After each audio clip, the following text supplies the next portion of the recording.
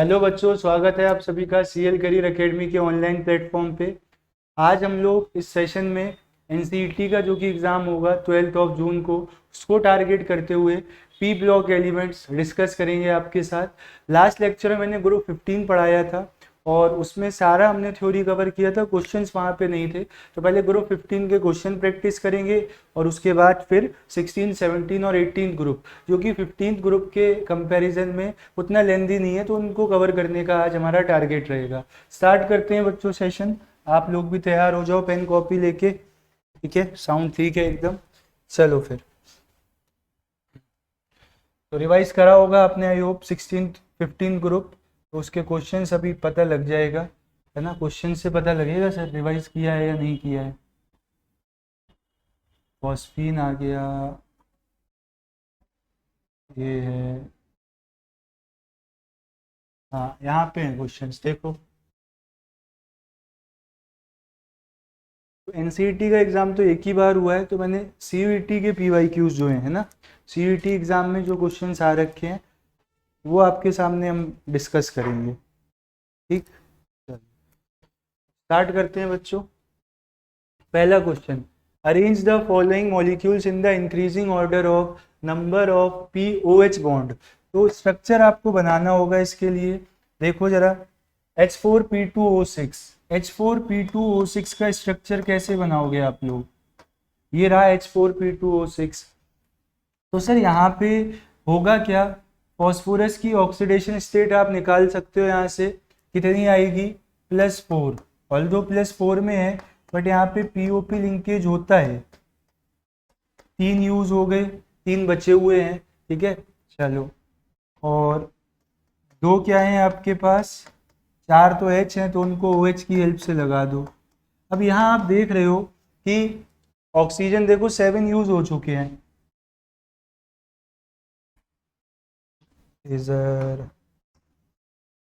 चलो, तो यहाँ पे क्या है कि ऑक्सीजन कम पड़ रखे हैं, तो हम पी और पी बॉन्ड को डायरेक्टली कनेक्ट कर देंगे। तो यहाँ पे पीओएच बॉन्ड कितने हैं, 4 हैं। H3PO2 में देखना बच्चों, P डबल बॉन्ड O और H है ना, तो एक तो OH आ जाएगा और बाकी H ऐसे, तो POH यहाँ पे एक है। इधर देखो H3PO4 में 3 होते हैं। बेटा इसका तो स्ट्रक्चर आप लोग बहुत बचपन से ही बनाते हुए आ रहे हो। H3PO4, ठीक है। H3PO3, ये ऐसा होगा बच्चों कुछ, ठीक है। तो यहाँ पे POH बॉन्ड कितने हैं, 2। सबसे ज्यादा बच्चों H4P2O6 A में और सबसे कम H3PO2 B में। ठीक है, उसके बाद सेकंड नंबर पे सबसे ज्यादा C में। तो ऐसा B ऑप्शन दिया है, तो ये सही हो जाएगा। 2020 सीयूईटी एग्जाम में क्वेश्चन आ रखा है। बताओ बात समझ आ रही है नहीं। ठीक है, नेक्स्ट क्वेश्चन करते हैं।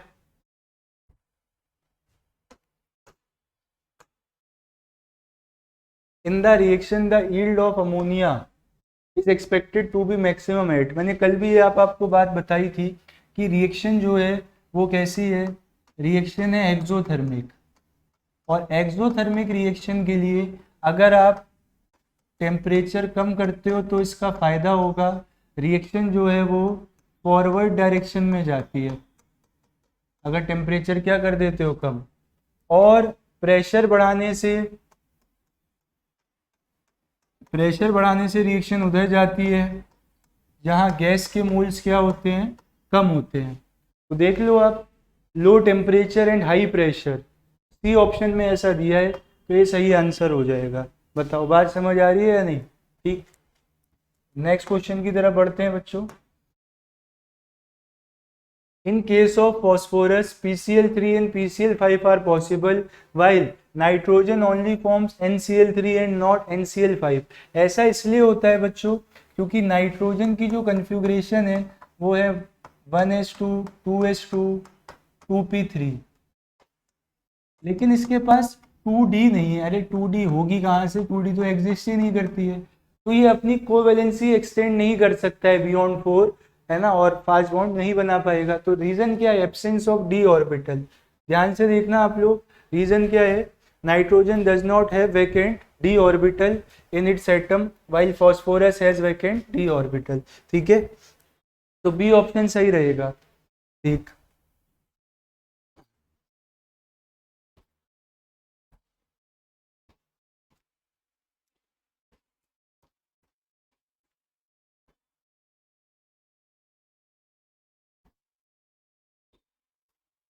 पर पेन ड्राइव दे देते हैं। तो नेक्स्ट क्वेश्चन पे बात करते हैं बच्चों, इसको हटा देना।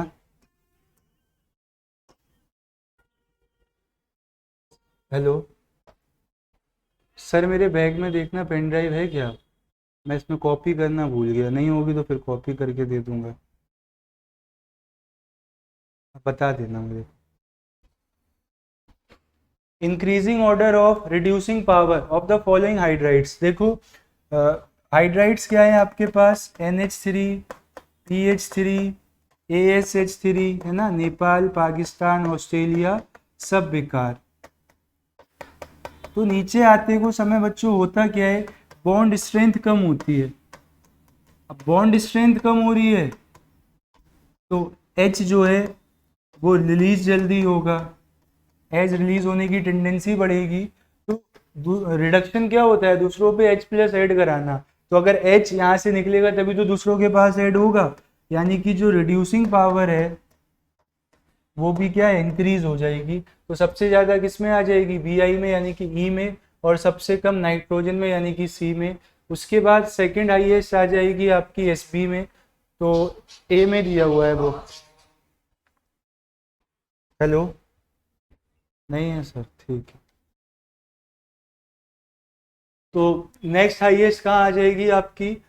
बेकार है ना, एस बी ए में है, तो ई उससे पहले ए, बी ऑप्शन में ऐसा है। ठीक है, चलो नेक्स्ट क्वेश्चन से बढ़ने से पहले हमें क्या करना है? हमें ये जो फाइल है इसको कॉपी कर देना है, क्योंकि पेन ड्राइव हमें देनी है नेक्स्ट क्लास के लिए। तो इसको पी ब्लॉक एलिमेंट्स उठाया, कॉपी करना जानते हो कैसे कॉपी करते हैं? ऐसे कर दिया, इसे लेगा इंटरनल स्टोरेज में, और यहाँ जाके ये क्या, और यहाँ जाके हम डाउनलोड्स में कर दें। डाउनलोड्स में तो बहुत फाइल हैं, डॉक्यूमेंट्स में कर देते हैं। यहाँ जाके क्या कर दिया? पेस्ट। ये तो फोल्डर बन रहा है, पेस्ट करना है सर, ये भी नहीं है। तो यही होगा फिर, है ना, एलिमिनेशन से। तो आज की क्लास में हमने सीखा बच्चों फाइल को कॉपी कैसे किया जाता है। तो कॉपी कर दिया तो इंटरनल स्टोरेज पे आओ, कहाँ थी? डॉक्यूमेंट्स में, ये लो।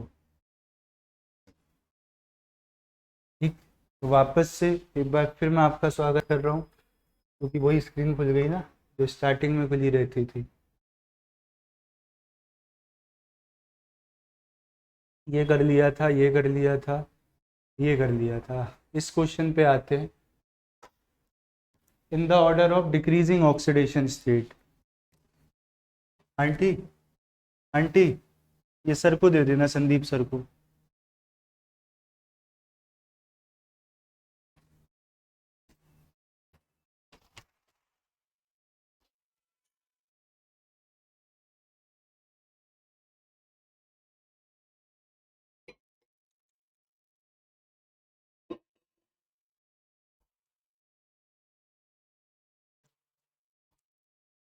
देखो next question, arrange the given compound in the order of decreasing oxidation state of nitrogen. ठीक है, N2 में नाइट्रोजन की ऑक्सीडेशन स्टेट 0 होती है, यहाँ +2 होगी, निकाल लेना आप। HNO3 में +5, और यहाँ पे x मान के निकालोगे +4 -1 +3 यानी कि -3। तो सबसे ज़्यादा कहाँ पे है बच्चों? HNO3 में है, सी ऑप्शन। उसके बाद सबसे ज़्यादा कहाँ है? बी में है, NO में है, तो बी ऑप्शन सही हो जाएगा। नहीं, उसके बाद भी तो है N2, हाँ यही सही है। ठीक, चलो नेक्स्ट क्वेश्चन देखना। In the given equations, equation balance नहीं है। एक बार कंसनट्रेटेड HNO3 है, एक बार डाइल्यूट HNO3। तो मैंने आपको बताया था लेड से ऊपर जो आते हैं ना, वो कंसनट्रेटेड HNO3 के साथ NO2 गैस इवॉल्व करते हैं, है ना, और डाइल्यूट के साथ NO गैस इवॉल्व करते हैं, तो NO2 and NO, A option सही हो जाएगा। और जो लेड से नीचे आते हैं वो डाइल्यूट के साथ N2O गैस इवॉल्व करते हैं, ठीक है, और कंसनट्रेटेड के साथ NO2 ही इवॉल्व करते हैं। अब बात करेंगे बेटा ग्रुप 16 की। 15 के क्वेश्चंस हम लोग नहीं थे कल क्लास में, तो अब हमने आज डिस्कस कर लिए। अब बारी है बेटा ग्रुप 16 की। इन्हें चेल्कोजेंस भी बोला जाता है। इनका निक नेम क्या है? चेल्कोजेंस है। रीजन क्या है? क्योंकि और बनाते हैं लोग, है ना, और फॉर्मिंग होते हैं, ठीक है। ठीक है सर, कौन कौन आता है? ऑक्सीजन, सल्फर, सेलेनियम, टेलेरियम और पोलोनियम, ठीक। जिसमें आपका सेलेनियम और टेलेरियम तो क्या होता है? मेटेलॉइड ही होता है, ठीक है सर। आगे बात करते हैं कैसे अकर करते हैं बच्चों नेचर में। ऑक्सीजन और सल्फर नॉन मेटल्स हैं, ठीक है। सेलेनियम, टेलेरियम मेटेलॉइड्स हैं, बता दिया था। पोलोनियम एक रेडियो एक्टिव मेटल है, ठीक है। इन सब में सबसे ज़्यादा अबंडेंस जो है वो ऑक्सीजन की है। अबंडेंस मतलब सबसे ज़्यादा नेचर में कौन पाया जाता है? ऑक्सीजन। सल्फर बेटा ओर्स में मिलता है, जैसे आपका गैलेना है ना, जिंक सल्फाइड, H2S है, कॉपर पायराइट है, इन सब में आपको क्या है? सल्फर ऑब्टेन्ड होता है। और जो सेलेनियम, टेलेरियम और पोलोनियम है, ये बहुत ही कम अमाउंट में, ट्रेसिस का मतलब बिल्कुल कम अमाउंट में एग्जिस्ट करते हैं नेचर में। तो इनके अकरेंस के बारे में है, अकरेंस पूछा जा सकता है मैचिंग में। नेक्स्ट बात आती है इनकी इलेक्ट्रॉनिक कन्फिग्रेशन की। तो आप ध्यान से देखना, ऑक्सीजन का atomic number 8, 1s2, 2s2, 2p4। आप वैलेंस शेल में क्या कन्फिग्रेशन देख रहे हो? सर हम देख रहे हैं S2p4। नेक्स्ट ले लो sulphur, 1s2, 2s2, 2p6, 3s2, 3p4। फिर क्या आ गई बच्चों? है ना, S2p4। यानी कि इनकी जनरल कन्फिग्रेशन जो है वो NS2NP4 है। यही रीजन है बच्चों कि ये NP4 अगर बिल्कुल ग्राउंड स्टेट में है तो क्या करेंगे? ग्राउंड स्टेट में बच्चों ये दो अपने इलेक्ट्रॉन्स लूज कर सकते हैं, यानी कि +2 ऑक्सीडेशन स्टेट शो कर सकते हैं। अगर एक इलेक्ट्रॉन एक्साइट करवाया, ऑक्सीजन नहीं, क्योंकि ऑक्सीजन के पास तो वैकेंट ऑर्बिटल है नहीं। इलेक्ट्रॉन कौन एक्साइट करवा सकता है? जिसके पास वैकेंट d ऑर्बिटल होगी। तो इन्होंने इलेक्ट्रॉन एक्साइट करवाया, अब हो गए 4 valence electron, 4 unpaired electrons valence shell में। तो ये जो है +4 ऑक्सीडेशन स्टेट शो कर सकता है अपनी फर्स्ट एक्साइटेड स्टेट में। और अगर एक ये इलेक्ट्रॉन भी एक्साइट हो गया तो +6 शो करेगा अपनी सेकंड एक्साइटेड स्टेट में। बात समझ आ रही है नहीं आ रही है? तो ये इनकी ऑक्सीडेशन स्टेट्स के बारे में था। -2 भी शो करते हैं 2 इलेक्ट्रॉन गेन करके। अब इनकी फिजिकल और केमिकल प्रॉपर्टीज में ट्रेंड पढ़ना है भाई। ग्रुप में नीचे आओगे तो आयोनाइजेशन एंथैल्पी क्या होगी? कम होगी, साइज बढ़ता है। और आयोनाइजेशन एनर्जी वो एनर्जी होती है जो इलेक्ट्रॉन निकालने के लिए रिक्वायर्ड होती है। ध्यान रखना ये पॉजिटिव होती है बच्चों, ठीक है। तो ionisation energy decreases because of increase in atomic size, ये बात आपको ध्यान रखनी है। आगे चलते हैं बच्चों, मेटेलिक करेक्टर। देखो मेटल्स क्या होते हैं? मेटल्स वो अच्छे कहलाते हैं जो अपना इलेक्ट्रॉन तुरंत लूज कर दें। अब नीचे आने पे आयोनाइजेशन एंथैल्पी कम हो रही है तो इलेक्ट्रॉन निकालना इजी हो जाएगा, मेटेलिक करेक्टर बढ़ जाएगा। तो मेटेलिक करेक्टर जो है बच्चों वो इंक्रीज होता है डाउन द ग्रुप, है ना। Metallic character increases down the group, है ना, from oxygen to polonium. Reason क्या है बच्चों? रीजन है डिक्रीज इन आयोनाइजेशन एनर्जी, क्योंकि आयोनाइजेशन एनर्जी ही वो एनर्जी होती है जो इलेक्ट्रॉन निकालने के लिए चाहिए होती है। चलो नेक्स्ट देखते हैं ऑक्सीडेशन स्टेट्स। ये मैंने आपको बताई थी कि भाई ये -2 से लेके +6 तक सारी ऑक्सीडेशन स्टेट शो करते हैं। और डाउन द ग्रुप आने पे लोअर ऑक्सीडेशन स्टेट की स्टेबिलिटी बढ़ती है। रीजन क्या है? इनर्ट पेयर इफेक्ट, है ना, reluctance of s electrons to participate in bonding, जैसे ओल्ड स्टाइल से टीपो। तो यहाँ पे क्या है बच्चों? यहाँ पे जब हैवियर एलिमेंट्स की बात होती है ना तो उसमें p वाले इलेक्ट्रॉन्स ही पार्टिसिपेट करते हैं बॉन्डिंग में, पार्टिसिपेट इन बॉन्डिंग। कौन नहीं करता है? ये वाले मना कर देते हैं बेटा, है ना, do not participate in bonding.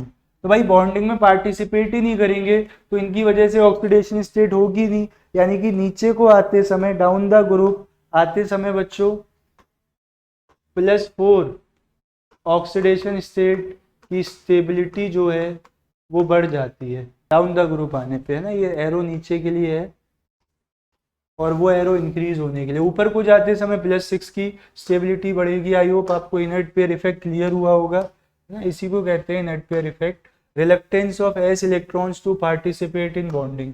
Allotropy आपको बताया था, जब एक ही एलिमेंट अलग अलग अरेंजमेंट्स करके अलग अलग फॉर्म्स में एग्जिस्ट करे तो उसे एलोट्रोप कहा जाता है। तो देखो ऑक्सीजन 2 एलोट्रोप में एग्जिस्ट करता है, O3 और O2, यानी कि ओजोन भी है इसमें। सल्फर भी 2 बनाता है बच्चों, ऑर्थोरोम्बिक और मोनोक्लिनिक, ठीक है। सेलेनियम की भी 2 कॉमन एलोट्रोपिक फॉर्म्स हैं, एक रेड सेलेनियम है और एक वाइट ग्रे है, ठीक। Tellurium also occurs in 2 allotropic form, crystalline और एमोर्फस। और पोलोनियम भी अल्फा और बीटा फॉर्म में एग्जिस्ट करता है, दोनों मेटेलिक होती हैं। तो देखो सारी एलोट्रोप्स बना रहे हैं ना। सल्फर की हम लोग डिटेल स्टडी भी करते हैं एलोट्रोप्स की, क्योंकि हमारे बुक में दिया हुआ है। आगे बात करते हैं बच्चों, next property, chemical properties start हो रही है। हाइड्राइड्स। हाइड्राइड्स आपको पता है हाइड्रोजन के साथ इनका कंपाउंड है ना।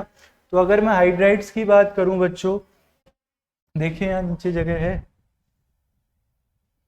चलो यहाँ पे समझा देते हैं आपको हाइड्राइड्स के बारे में। देखो हाइड्राइड्स बनेंगे बेटा H2O, H2S, H2Se, H2Te और H2PO। नीचे को आते समय भैया बॉन्ड स्ट्रेंथ वीक होती है, आपको पता है। जैसे जैसे बॉन्ड बनाने वाली एटॉमिक ऑर्बिटल्स का साइज का डिफरेंस बढ़ता है, बॉन्ड स्ट्रेंथ कम हो जाती है।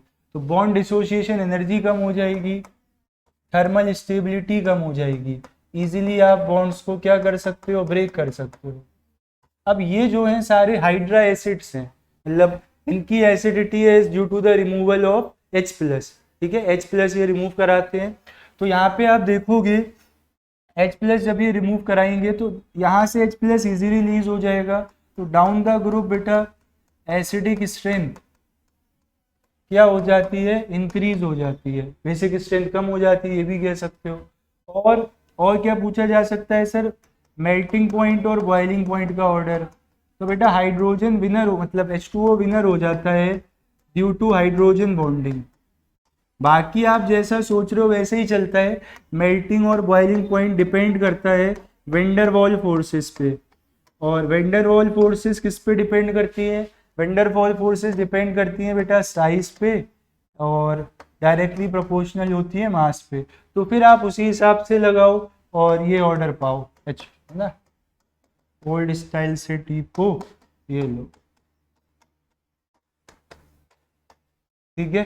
तो ये ऑर्डर रहेगा बच्चों मेल्टिंग पॉइंट और बॉइलिंग पॉइंट का, ठीक है। और बॉन्ड एंगल, हाँ बॉन्ड एंगल क्या होता है, डिक्रीज होता है।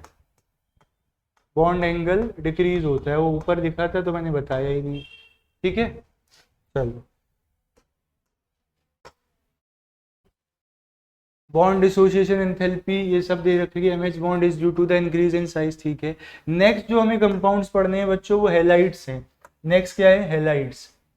तो हेलाइड्स के बारे में क्या बताया इन्होंने कहा ऑक्सीजन फैमिली के सारे लोग क्या बनाते हैं, सारे लोग हेलाइड्स बनाते हैं। बहुत बढ़िया बात है। ऑक्सीजन जो है वो फ्लोरीन के संग ही कंपाउंड बनाता है, ध्यान रखना इस बात को। ऑक्सीजन जो है फ्लोरीन के संग ही कंपाउंड बनाता है, हेलाइड बनाता है। ऑक्सीजन फॉर्म्स ओनली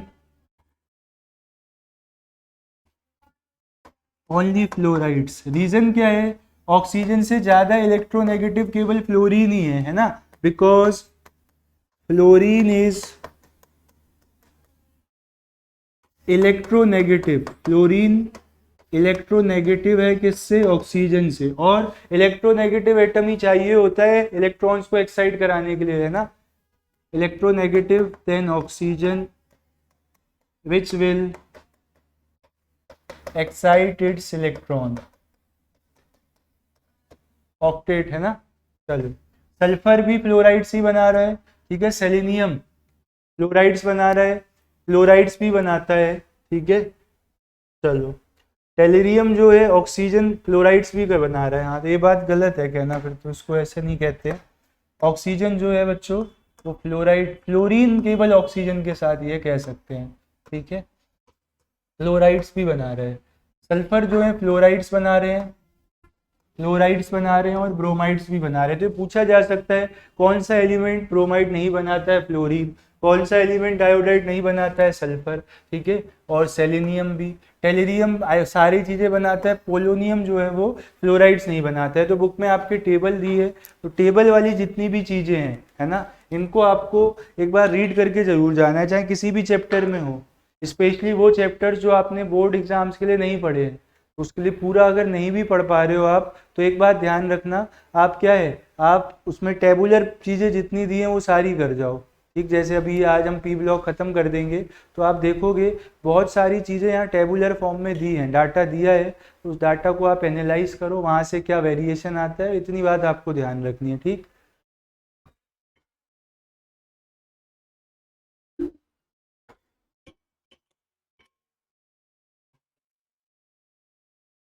चलो फिर हेलाइट्स पढ़ लिए। ऑक्साइड्स की बात करते हैं बच्चों। ऑक्साइड्स, सल्फर मोनो ऑक्साइड बना रहा है, डाई ऑक्साइड बना रहा है, ट्राई ऑक्साइड बना रहा है। ऑक्साइड्स में जो क्वेश्चन बन सकता है वो ये है, ऑक्साइड्स की एसिडिक स्ट्रेंथ और nature. Acidic strength directly proportional होती है पॉजिटिव ऑक्सीडेशन स्टेट के, और अगर ऑक्सीडेशन स्टेट सेम है तो आप इलेक्ट्रोनेगेटिविटी देख सकते हो, ठीक है। ठीक है सर। और क्या बात ध्यान रखनी है कि ग्रुप 16 में है नॉन मेटल्स, तो नॉन मेटल्स के जो ऑक्साइड होते हैं वो जनरली एसिडिक होते हैं, ये बात भी आपको ध्यान रखनी है। ध्यान रहेगी ना, बताओ। ठीक है सर, ध्यान रहेगी। चलो फिर नेक्स्ट क्वेश्चन, नेक्स्ट पार्ट देखते हैं। अब हम एक एक करके कंपाउंड्स की केमिस्ट्री पढ़ेंगे बेटा। पहले है डाई ऑक्सीजन। डाई ऑक्सीजन जो है कलरलेस है यार, एयर में है, ऑक्सीजन दिखता है क्या, नहीं। कुछ स्मेल आती है क्या, नहीं। ऑर्डरलेस है, टेस्टलेस है। पैरामैग्नेटिक होता है नेचर में।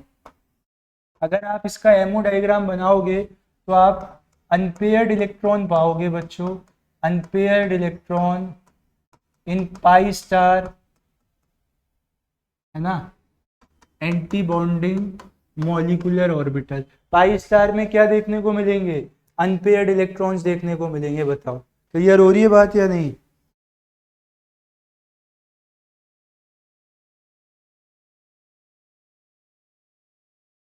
ठीक है ना, अब सही है।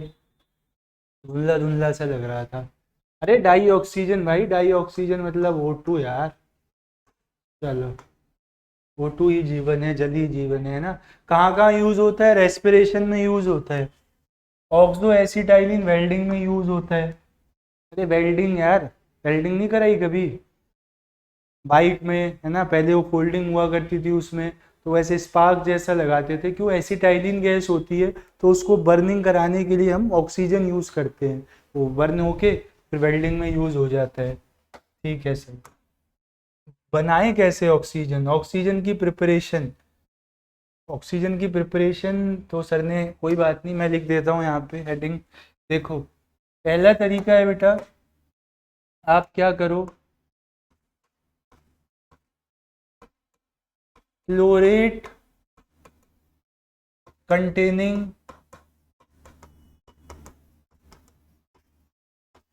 सॉल्ट्स को हीट करना है, ठीक है। Chlorine containing salts are heated. Reaction देखना इसमें, रिएक्शन आएगी बेटा पोटेशियम क्लोरेट KClO3, हीट करोगे, ठीक, तो यहाँ से KCl और O2 बनेगा। एक तरीका और है, कैल्शियम ऑक्सी क्लोराइड की हेल्प से भी आप बना सकते हो। तो यहाँ से आपके पास कैल्शियम क्लोराइड और ऑक्सीजन गैस मिल जाएगी। ये इंपॉर्टेंट कॉन्स्टिट्यूएंट है ब्लीचिंग पाउडर का, है ना, कॉन्स्टिट्यूएंट है calcium oxy chloride bleaching powder का। और इनका जो ब्लीचिंग होता है बच्चों वो परमानेंट होता है ना। इसका जो ब्लीचिंग एक्शन होता है वो वाया ऑक्सीडेशन होता है। तो वाया ऑक्सीडेशन अगर ब्लीचिंग है तो ये कैसा होता है, परमानेंट होता है। ठीक है सर, आगे बात करते हैं और क्या तरीका है सर।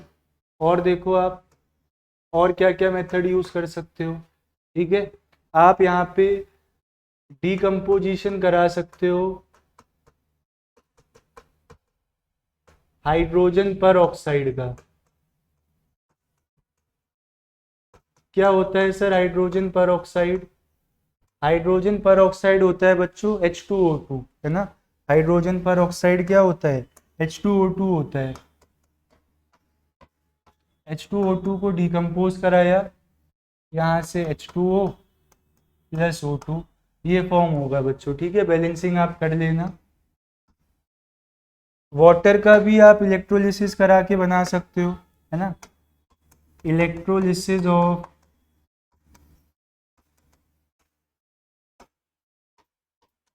एसिडिफाइड H2O यानी कि वाटर।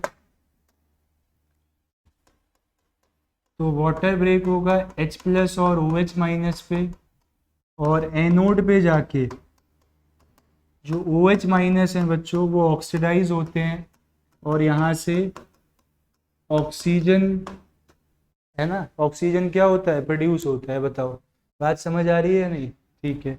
कैथोड पे क्या होगा, कैथोड पे H प्लस जाएंगे, रिड्यूस होंगे, और हाइड्रोजन गैस इवॉल्व हो जाएगा।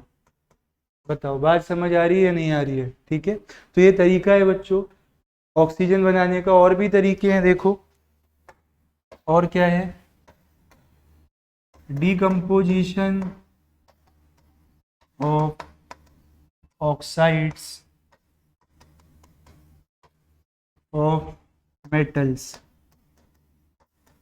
है ना। जिनके ऑक्साइड्स अनस्टेबल हैं तो उनका आप डीकम्पोजिशन करा सकते हो। जैसे सिल्वर का ऑक्साइड है तो इसको हीट कराओगे तो यहाँ से ऑक्सीजन गैस इवॉल्व हो जाएगी। मरकरी का ऑक्साइड है, इसको हीट कराओगे तो ऑक्सीजन गैस इवॉल्व हो जाएगी। बताओ बात समझ आ रही है नहीं? यहाँ पे अगर मैं एक रिएक्शन और लिख दूँ, लेड PbO2 या Pb3O4, इनको अगर आप डिकम्पोज कराते हो तो लेड +2 में जाना चाहेगा PbO, और साथ में आपका ऑक्सीजन गैस भी प्रोड्यूस होगा। तो ये सारे मेथड्स हैं बच्चों जो आप यूज़ कर सकते हो। और इंडस्ट्रीज़ में इंडस्ट्रियल मेथड क्या होता है, इंडस्ट्रियल मेथड ये होता है कि लिक्विफिकेशन ऑफ एयर कर दिया जाता है। तो एयर में नाइट्रोजन भी है, ऑक्सीजन भी है, उसके बाद उसका फ्रैक्शनल डिस्टिलेशन कर दो आप, है ना, उसके बाद लिक्विफिकेशन कर दो। ठीक है, तो ये तरीके हैं बेटा डाई ऑक्सीजन बनाने के, देख लो आप। ठीक है, फिर आगे बढ़ते हैं हम, चलो आगे मूव करेंगे और इनकी ऑक्सीजन की कुछ प्रॉपर्टीज देखेंगे। डायरेक्टली कंबाइन करता है बच्चों एलिमेंट्स के साथ और ऑक्साइड बना लेता है, डायरेक्टली कंबाइन करता है एलिमेंट्स के साथ और ऑक्साइड बना लेता है। तो देखो जरा, मैं वही लिख रहा हूँ जो आपके भूलने के चांसेज हैं। जैसे P4 ऑक्सीजन के साथ कंबाइन करके P4O10, ठीक है, इसकी डेंस वाइट फ्यूम्स देता है। बात समझ आ रही है नहीं? ठीक है, P4O10 की आपको डेंस वाइट फ्यूम्स देखने को मिलती है। और तो कॉमन ही है, और में कोई दिक्कत नहीं है। मेटल है, मेटल के ऑक्साइड्स बेसिक होते हैं। नॉन मेटल हैं, नॉन मेटल्स के ऑक्साइड एसिडिक होते हैं। ये बात हमें पता है। ठीक है, चलिए नेक्स्ट देखना आप, कंबशन रिएक्शन। देखो जो हाइड्रोकार्बन्स होते हैं बच्चों, यानी कि कार्बन और हाइड्रोजन कंटेनिंग कंपाउंड्स, उनका कंबशन यानी कि burning in presence of air अगर आप ये करते हो तो यहाँ से आपको CO2 और H2O और साथ में बहुत सारी हीट एनर्जी ये भी देखने को मिलती है। ठीक है, तो कंबशन रिएक्शन से एक आध एग्जांपल से बता रहा हूँ। जैसे CH4O2, यहाँ से CO2 बनेगा, H2O बनेगा, कार्बन बैलेंस है, हाइड्रोजन 4 हैं तो यहाँ 2 और लगा दो, 4 हो गए। ऑक्सीजन हो गए 4, तो यहाँ पे 2 लगा दो। एक्सोथर्मिक रिएक्शंस होती है, हीट एनर्जी रिलीज होती है।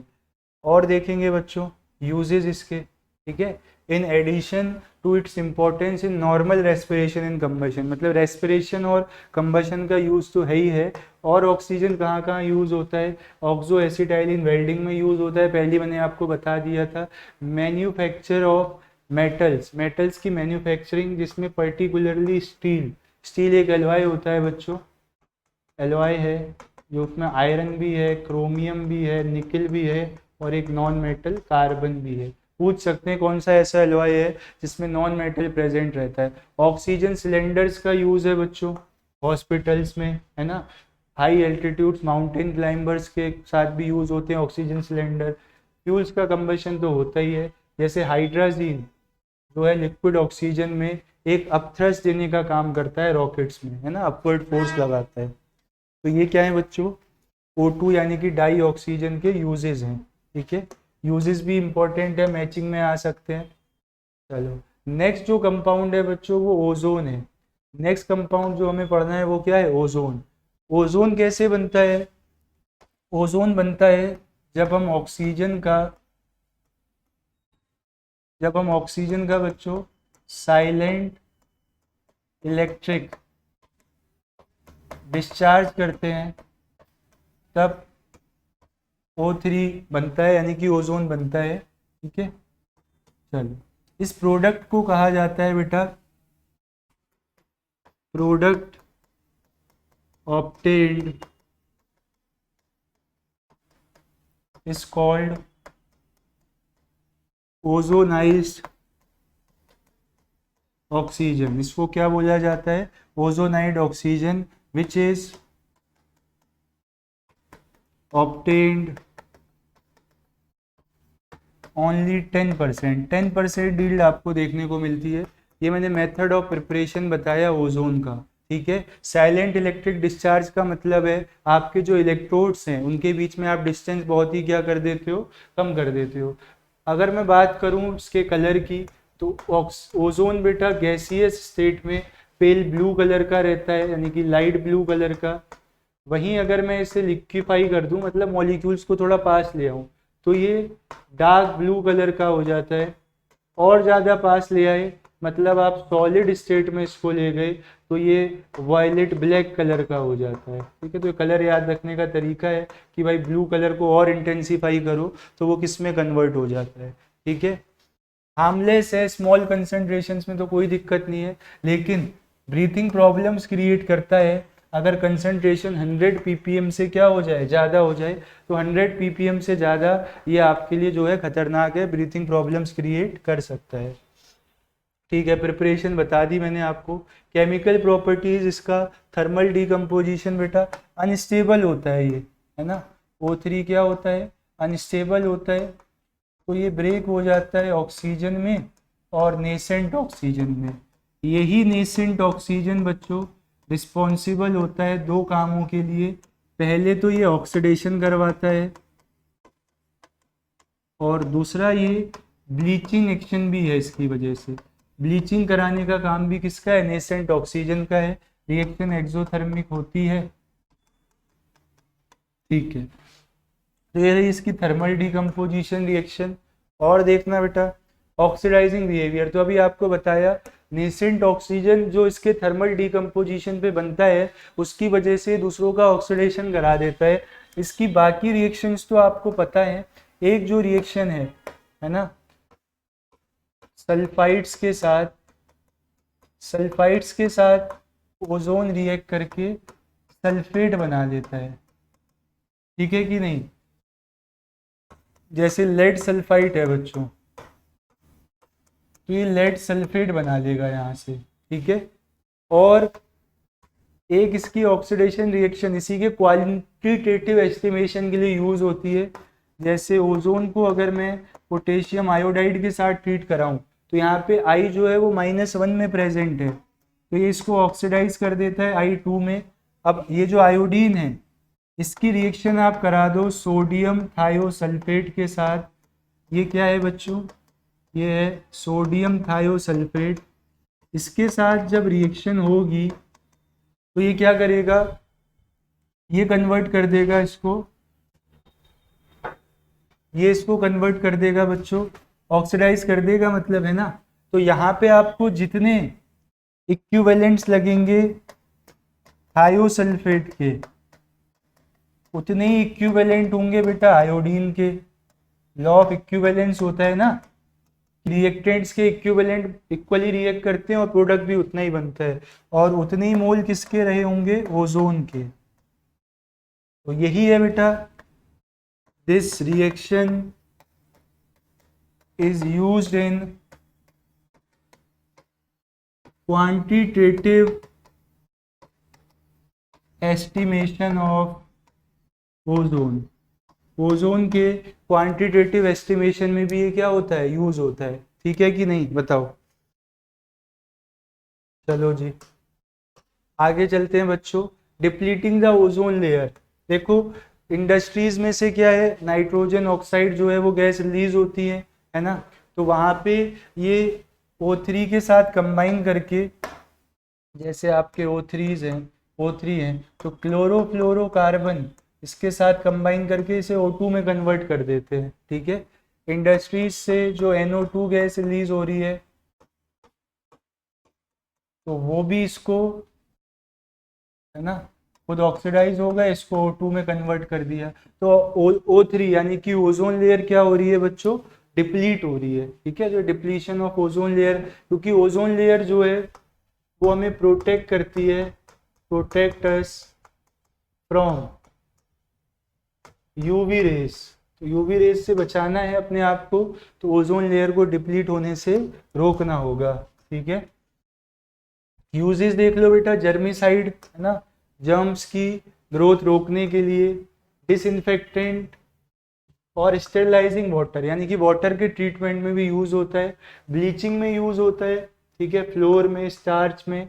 ऑक्सीडाइजिंग एजेंट का काम करता है बच्चों मैन्युफैक्चरिंग ऑफ पोटेशियम परमैंगनेट में। डीएनएफ ब्लॉक में आपने पढ़ा होगा कि MnO4 की प्रिपरेशन जब पहले स्टेप में पायरोलुसाइट ओर को हम फ्यूज कराते हैं और ऑक्सीडाइज कराते हैं तो वहां पे O3 as an oxidising agent use होता है। याद आ रहा है, नहीं आ रहा है? ठीक है, बहुत बढ़िया। तो ये इसके यूजेस थे। अब नेक्स्ट जो हमें केमिस्ट्री पढ़नी है बेटा, वो सल्फर डाइऑक्साइड की पढ़नी है। ठीक,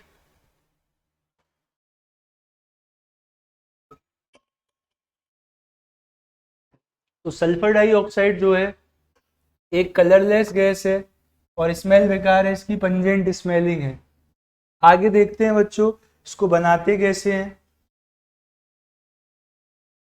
सल्फर को एयर में बर्न कर दो, सिंपली है ना, S+O2 ऐसे ही लिखा है तो मैं भी ऐसे ही लिख रहा हूँ। वैसे तो एसिड की फॉर्म में होता है सल्फर, NCERT में ऐसे दिया है तो ऐसे सही। लेबोरेटरी मेथड क्या है, लेबोरेटरी मेथड है बच्चों सल्फाइट आयन कंटेनिंग सॉल्ट को आप एसिड के साथ ट्रीट कराओ तो यहाँ से आपको SO2 मिलेगा। ठीक है, जैसे SO3 2- है और H+ है, यहाँ से SO2 + H2O ये फॉर्म्ड होता है बच्चों। ये लेबोरेटरी मेथड है। ठीक है, ठीक है सर, समझ आ गया। आगे बढ़ो, कॉमर्शियल मेथड। कॉमर्शियली कैसे बनाओगे SO2 को, बताओ। लार्ज स्केल में किस तरीके से आप SO2 को बनाओगे। आपने कैल्सिनेशन और रोस्टिंग का नाम सुना है? हाँ सर सुना है। तो कॉमर्शियल स्केल पे इसको रोस्टिंग से बनाया जाता है। रोस्टिंग का मतलब होता है बेटा बर्निंग ऑफ, मेटलर्जी डिस्कस कर ले रहा हूं आपसे यहाँ से, burning of sulphide ore in excess of air below its melting point. इसकी बर्निंग कहाँ करनी है आपको, मेल्टिंग पॉइंट से नीचे ही करनी है। तो जैसे आयरन सल्फाइड है, आयरन सल्फाइड है, जिंक सल्फाइड है ना। चलो, जैसे जिंक सल्फाइड है बच्चों, तो बर्निंग मतलब ऑक्सीजन के साथ ट्रीटमेंट तो कैल्सिनेशन और रोस्टिंग का पर्पस ही यही होता है कि मेटल का ऑक्साइड बन जाए और वोलेटाइल इम्प्योरिटीज जो है वो सल्फर डाइऑक्साइड की फॉर्म में रिमूव हो जाएं। ठीक है, तो इस तरीके से भी आप बना सकते हो SO2 को। चलो जी, एसिडिक नेचर, किसी भी चीज का बेटा एसिडिक नेचर कैसे पता लगता है बताओ? किसी भी चीज का एसिडिक नेचर कैसे पता लगता है? चाय पी के पता लगता है सर, चाय पी के एसिडिटी बढ़ जाती है। अरे भाई पानी में ऐड कर दो ना इसको, SO2 को पानी में ऐड करो, सल्फ्यूरस एसिड बनेगा और बस फिर नाम में ही एसिड आ गया तो क्या वो एसिडिक नहीं होगा? एसिडिक होगा सर। ठीक है, ठीक है सर। ठंडी हो गई यार चाय, पढ़ाते पढ़ाते तुम्हें। कोई नहीं सर, सिलेक्शन करा दो, हम चाय पिला देंगे आपको, जरूर बेटा। चाय पे ही बिक जाए हम तो, है ना। चलो, तो यहाँ पे कॉलेज टाइम की एक दो लाइन याद आ रही है कि हाँ, क्या हुआ? चाय पियोगे? आ जाओ। इसके बाद देखो SO2 गैस का एसिडिक नेचर, वो कैसे पता लगेगा? इसको आप पानी में ऐड कर दो, किसी भी ऑक्साइड का अगर आपको नेचर जानना है तो उसको आप वाटर में ऐड कर दो। अगर SO2 को वाटर में ऐड किया तो यहाँ से H2SO3 बनेगा, जो कि क्या है बच्चों? सल्फ्यूरस एसिड है।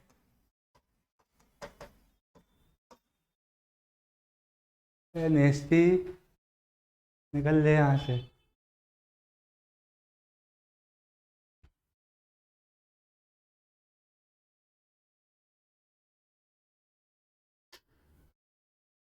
गई, आएगी, गई तो जाएगी कहाँ? लाइट।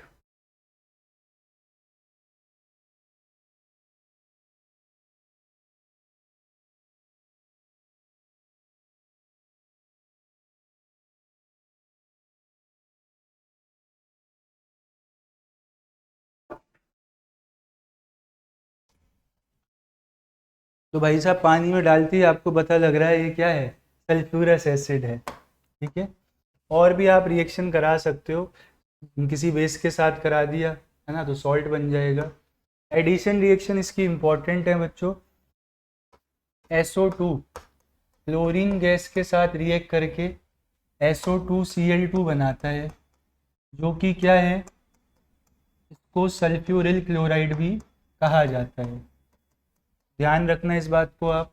ठीक है, इंपॉर्टेंट एडिशन रिएक्शन है ये। नेक्स्ट है इसका रिड्यूसिंग नेचर। जो मॉइस्ट SO2 होता है ना बच्चों, जिसमें थोड़ा सा मॉइस्चर है, तो वो जो है फिर रिड्यूसिंग नेचर उसका हो जाता है, रिडक्शन करवा देता है दूसरों का। तो moist SO2 acts as reducing agent. कैसे सर? देखो मॉइस्ट का मतलब इसमें वाटर आ चुका है ना, SO2 और H2O, तो ये बन जाएगा बच्चों H2SO3। ठीक है, अब इसके बाद जब ये आगे फर्दर ब्रेक होता है, ठीक, तो यहाँ से आपको नेसेंट ऑक्सीजन मिलता है। अगर वाटर है तो ये तो कन्वर्ट हो जाएगा H2SO4 में, और यहाँ से आपको नेसेंट हाइड्रोजन मिलता है। तो भाई दूसरों पे हाइड्रोजन ऐड करवाना ही तो रिडक्शन होता है, तो यही नेसेंट हाइड्रोजन जो है वो कॉज होता है बेटा रिडक्शन कराने का, कॉज ऑफ रिडक्शन। ध्यान रखना इस बात को। और इसको ब्लीचिंग में भी यूज़ कर सकते हो, बट जो ब्लीचिंग में यूज़ होगा तो वो ब्लीचिंग एक्शन इसका टेम्परेरी होगा, क्योंकि वाया रिडक्शन जो ब्लीचिंग होती है वो टेम्परेरी होती है, और जो वाया ऑक्सीडेशन होती है वो परमानेंट होती है। सर रिएक्शन तो लिख के बताओ। लो भाई रिएक्शन लिख लो। आयरन 3+ और इस पे मॉइस्ट SO2 गैस, तो कैसे रिएक्शन होगी? आयरन 3+ रिड्यूस हो जाएगा Fe2+ में, और ये खुद ऑक्सीडाइज हो जाएगा सल्फेट में। ठीक है, एक इंपॉर्टेंट रिएक्शन है बेटा पर मैंगनेट आयन के साथ, क्योंकि पर मैंगनेट आयन का खुद का पर्पल कलर होता है, और फिर ये इसको रिड्यूस कराएंगे, Mn2+ में बदल देंगे, और Mn2+ कलरलेस होता है। तो अगर पर मैंगनेट आयंस का कलर जो है वो मतलब डिस्चार्ज हो गया, तो यानी कि कोई चीज़ आई है और ने रिड्यूस करा दिया है, तो इस तरीके से आप SO2 गैस को डिटेक्ट भी कर सकते हो, है ना। This reaction can be used for quantitative नहीं क्वालिटेटिव, आप बता सकते हो कि SO2 गैस यहाँ पे प्रेजेंट है या नहीं है। ठीक है, तो इनमें से जो बातें आपके काम की है नोट कर लो।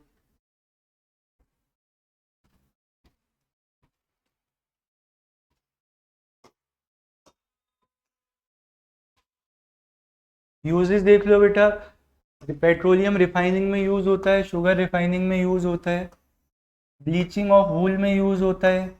चल क्यों नहीं रहा यार, ब्लीचिंग एक्शन आपको बताया था टेम्परेरी होता है ना।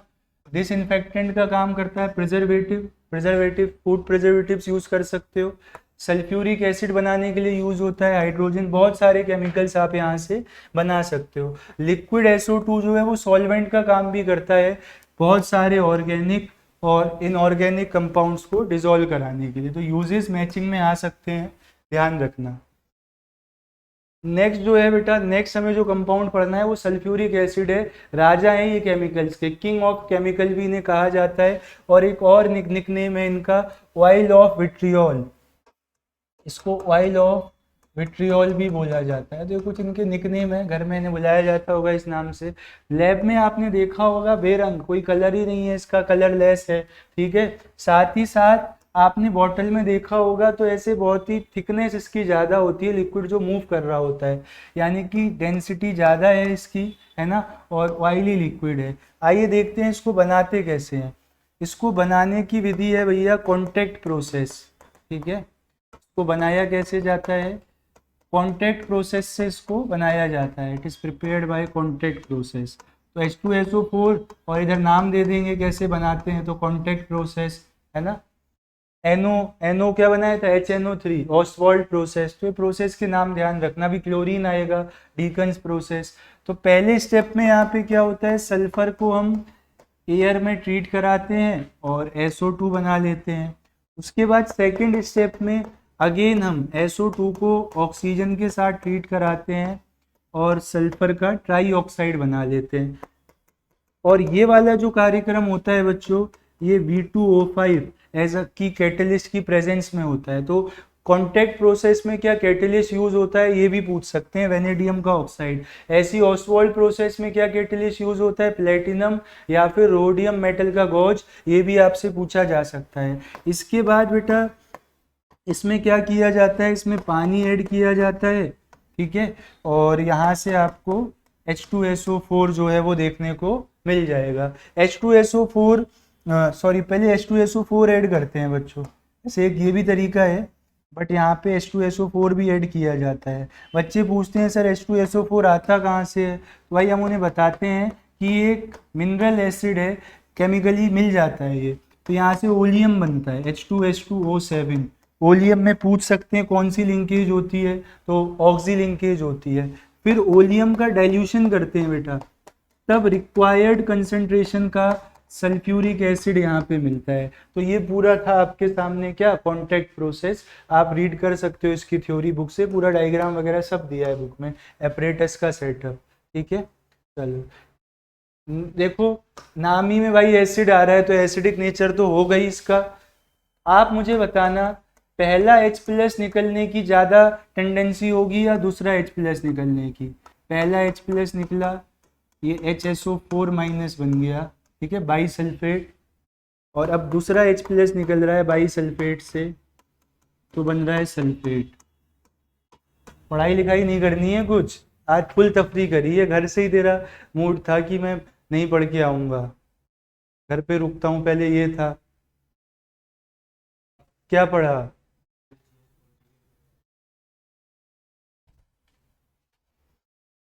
मेरे पास भी टाइम नहीं है, तू भी खूब फायदा उठा रहा है उस चीज का।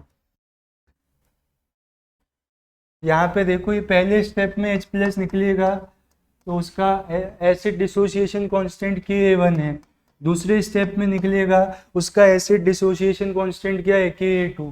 यहाँ पे बच्चों डाइपोल डाइपोल इंटरेक्शंस को ओवरकम करना है तो फिर भी वो काम हो जाता है। लेकिन अब यहाँ पे आयन डाइपोल इंटरेक्शन लग रहे हैं, तो आयन डाइपोल इंटरेक्शन को ओवरकम करने के लिए ज़्यादा एनर्जी लगेगी, तो ये H+ कम निकलेंगे। यानी कि मैग्नीट्यूड वाइज अगर मैं बात करूँ तो K1 का मैग्नीट्यूड ज़्यादा होता है, यानी कि पहले H+ निकलने की प्रोबेबिलिटी क्या है, ज़्यादा है। बाकी आप इसे किसी बेस के साथ ट्रीट करा दो, सॉल्ट वाटर बन जाएगा, वहाँ से कंफर्म हो जाएगा कि H2SO4 क्या होता है, एसिड। और होता भी है यार, है ना, डिहाइड्रेटिंग एजेंट, जगहों से वाटर रिमूव करवा सकता है। जैसे सुक्रोज है बच्चों, C12H22O11, तो यहाँ पे अगर आप H2SO4 ऐड करते हो तो वाटर देख लो आप मैक्सिमम कितने निकाल सकते हो यहाँ से। 22 हाइड्रोजन है तो 11 वाटर मॉलिक्यूल्स निकल जाएंगे, क्योंकि 11 ऑक्सीजन भी है, और साथ में आपको 12 जो है वो कार्बन एटम्स मिल जाएंगे, और ब्लैक कलर के हो जाते हैं ये। इसी को चेयरिंग ऑफ शुगर भी बोला जाता है एकदम, क्योंकि वाटर तो वहाँ से रिमूव हो गया तो वो बर्न हो जाते हैं, फिर ब्लैक कलर में कन्वर्ट हो जाते हैं। और देख लो आप, ऑक्जेलिक एसिड का करा दो डिहाइड्रेशन, ये आपके ऑर्गेनिक में भी काम आ सकता है। तो यहाँ से वाटर रिमूव हो जाएगा, और यहाँ से आपको 2 वोलेटाइल प्रोडक्ट मिलते हैं, एक तो CO2 और एक CO। ठीक है, ध्यान रखना इन बातों को, डिहाइड्रेशन करवाते हैं। नेक्स्ट देखो आप, ऑक्सीडाइजिंग नेचर, क्योंकि सल्फर यहाँ खुद +6 में बैठा है तो खुद तो रिड्यूस होगा और दूसरों को क्या करवाएगा, ऑक्सीडाइज करवाएगा। ठीक है, तो मेटल्स के साथ, जो मेटल्स बेटा इलेक्ट्रोकेमिकल सीरीज में लेड से ऊपर हैं, तो वो अगर कंसंट्रेटेड H2SO4 के साथ रिएक्ट करते हैं तो मेटल का सल्फेट बन जाता है और SO2 गैस इवॉल्व होती है।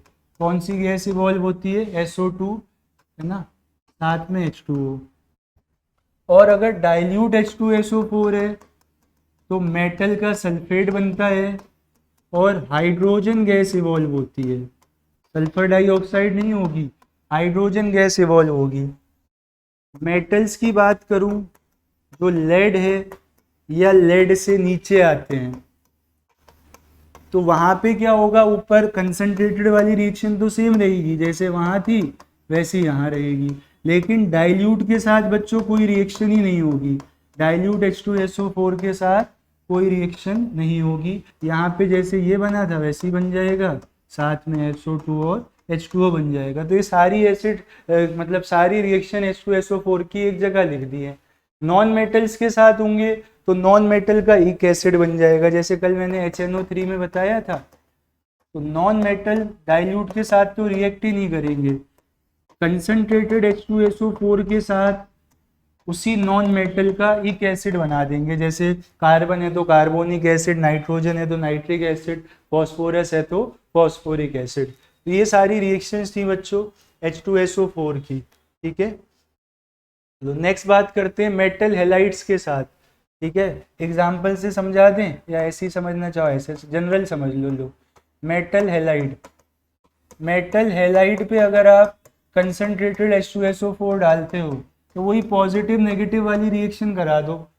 यहाँ पे मेटल पॉजिटिव SO4 नेगेटिव, तो मेटल का सल्फेट बन जाएगा और HX यानी कि हेलोजन एसिड्स बन जाएंगे। तो हेलोजन एसिड्स भी आप यहाँ से बना सकते हो। ठीक, चलो फिर यूजेस, फर्टिलाइजर्स बनाने में है बेटा, पेट्रोलियम रिफाइनिंग में है, डिटर्जेंट इंडस्ट्री में है, लेड स्टोरेज बैटरी का नाम सुना होगा उसमें है, और एक बहुत ही इंपॉर्टेंट लेबोरेटरी रिएजेंट भी है। कंट्री की इकोनॉमी इससे आप मेजर कर सकते हो, कितना इंपोर्ट एक्सपोर्ट हो रहा है इसका, कितनी मैन्युफैक्चरिंग हो रही है, तो वहाँ से आप कंट्री की इकोनॉमी भी मेजर कर सकते हो।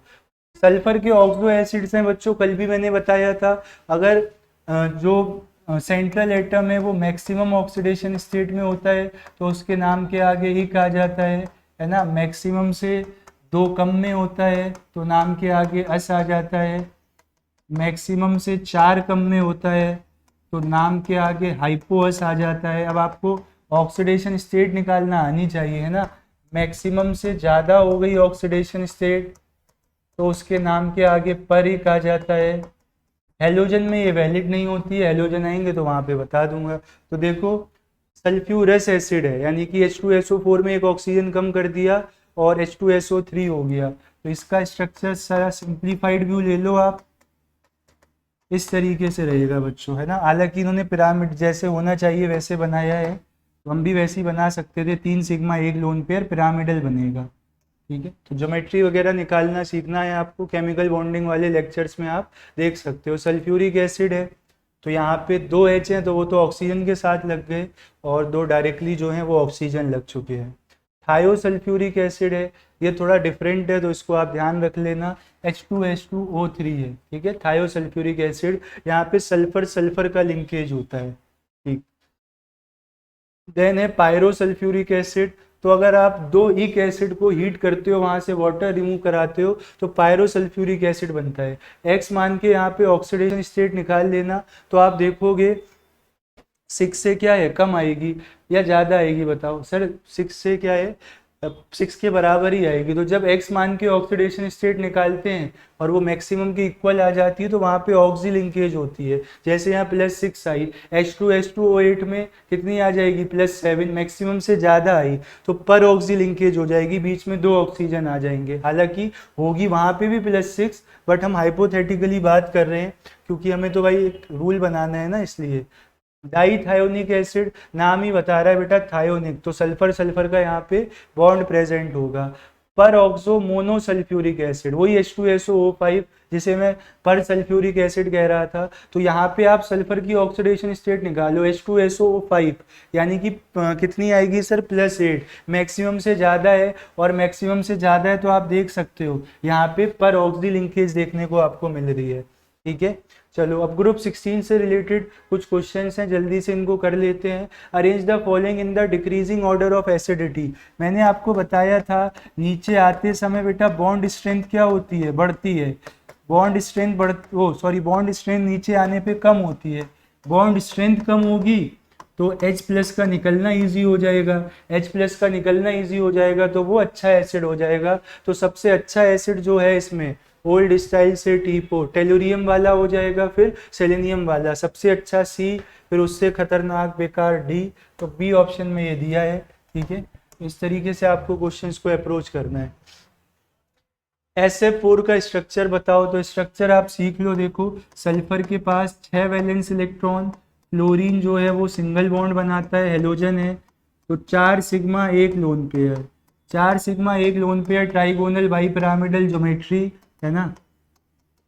ये हमसे अभी इंटरव्यू में भी पूछा गया था। ठीक, तो ये इसको रिपेल करेगा, ये इसको रिपेल करेगा, तो यहाँ पे ये बॉन्ड डिस्टॉर्टेड हो जाते हैं, सीसॉ शेप्ड में हो जाएंगे। दिया ही नहीं है तो आप ट्राइगोनल बाई पिरामिडल लगा दो। फिर स्ट्रक्चर बोला है ना, शेप नहीं बोला है, तो स्ट्रक्चर में लोन पेयर्स को भी काउंट किया जाता है।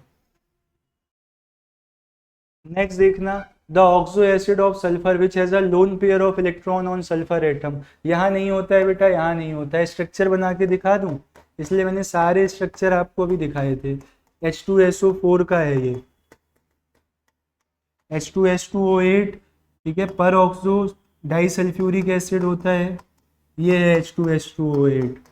आप बेसिक स्केलेटन ध्यान रखो कि सल्फर के 6 बॉन्ड बनाने हैं। ठीक है, चलो यहाँ भी नहीं है सल्फर पे। H2SO3 यहाँ हो सकता है, जरा देखें, OH OH, अब 6 इलेक्ट्रॉन थे तो 2 एज अ लोन पेयर रहेंगे, यहाँ भी नहीं होगा, यहाँ ऑक्सी लिंकेज हो जाएगी। ये थी बच्चों पर ऑक्सी लिंकेज का एग्जाम्पल। ये भी पूछ सकते हैं किसमें ऑक्सी लिंकेज है, किसमें पर ऑक्सी लिंकेज है। एक क्वेश्चन पक्का है ऑक्सो एसिड से, ध्यान से कर जाना इसको, अगर आप पूरा चैप्टर नहीं भी पढ़ रहे हो तो। थर्मल स्टेबिलिटी, वही वाली बात है, बॉन्ड वीक होगा तो बॉन्ड ब्रेक जल्दी हो जाएगा, यानी कि स्टेबिलिटी कम होगी। तो सबसे लास्ट वाले की स्टेबिलिटी सबसे कम होगी, सबसे पहले वाले की ज़्यादा होगी। सी की सबसे ज़्यादा 2 जगह, उसके बाद सल्फर की सबसे ज़्यादा यानी कि A की। तो बी ऑप्शन जो है वो सही हो जाएगा। ठीक है, ये ट्रेंड मैं पहले ही बता चुका हूँ आपको। सल्फर मॉलिक्यूल रूम टेम्परेचर पे ऑक्टा एटॉमिक होता है, S8 की फॉर्म में एग्जिस्ट करता है। ऑक्सीजन डाई एटॉमिक होता है, O2 की फॉर्म में एग्जिस्ट करता है। ग्रुप 17 एलिमेंट्स पे आ जाते हैं बच्चों, पेशेंस बनाए रखना। 2 ग्रुप हैं और बहुत ही छोटे हैं, जितना ग्रुप 16 था, है ना, उसके दोनों मिला के 17 18 हो जाएंगे। तो ग्रुप 17 एलिमेंट्स को क्या कहा जाता है, इन्हें चैल्कोजेंस बोला जाता है बच्चों। हेलोजेंस, चैल्कोजेंस तो 16 वाले थे, है ना। हेलोजेंस यहाँ पे क्यों है, सॉल्ट बनाते हैं, सॉल्ट फॉर्मिंग होते हैं। फ्लोरीन है, इसमें क्लोरीन है, ब्रोमीन है, आयोडीन है, एस्टेटाइन है। एंटीमनी से बच्चे इसको कंफ्यूज कर लेते हैं, एंटीमनी Sb होता है, ये एस्टेटाइन है, ठीक है। हेलोजेंस नॉन मेटल्स ही होते हैं और इनकी इलेक्ट्रोनेगेटिविटी बहुत ज़्यादा होती है, ठीक है। मोस्ट इलेक्ट्रोनेगेटिव फ्लोरीन है इसमें, और वो ऑक्सीडाइजिंग एजेंट भी अच्छा है, आपको ध्यान रखना है, क्लोरीन से भी अच्छा है। जनरल इलेक्ट्रॉनिक कन्फिग्रेशन की बात करें बच्चों, तो इनके पास कितने वैलेंस इलेक्ट्रॉन होते हैं, 7 होते हैं, ठीक है। तो 7 को अगर आपको फिल करना है तो 1s2 2s2 2p5, यानी कि बाहर क्या आ रहा है, ns2np5 आ रहा है, तो वो इनकी जनरल इलेक्ट्रॉनिक कन्फिग्रेशन है। अगर ये इलेक्ट्रॉन एक्साइट कराएंगे तो d ऑर्बिटल में कराएंगे, मतलब फर्स्ट एक्साइटेड स्टेट में ये +3 शो कर सकता है, सेकंड एक्साइटेड स्टेट में +5 शो कर सकता है, और थर्ड एक्साइटेड स्टेट में ये +7 ऑक्सीडेशन स्टेट शो कर सकता है। यानी कि इनकी रेंज है बच्चों, +1 से +7 और -1 भी शो करते हैं, ठीक है, अगर इलेक्ट्रॉन्स एक्सेप्ट कर लेंगे तो। रिएक्टिविटी की बात करूं तो फ्लोरीन सबसे ज्यादा रिएक्टिव है। जैसे आप छोटे क्लासेस में रिएक्शन करते थे ना कि ज्यादा रिएक्टिव कम रिएक्टिव वाले को डिस्प्लेस कर देगा, तो फ्लोरीन सबसे ज्यादा रिएक्टिव है, देखो। तो फ्लोरीन जो है वो यहाँ से जो भी होगा सॉल्ट उसको डिस्प्लेस कर देगा, है ना। इस तरीके से आपको ध्यान रखना है। जैसे मैं रिएक्शंस बताऊं आपको, तो F2 है, HCl है, तो Cl को यहाँ से डिस्प्लेस कर देगा और खुद आ जाएगा, और ये क्लोरीन गैस के रूप में इवॉल्व हो जाएगी। Cl2 है, ये HBr के साथ रिएक्ट कर जाएगा, तो Br की जगह खुद आ जाएगा और ब्रोमीन को साइड कर देगा।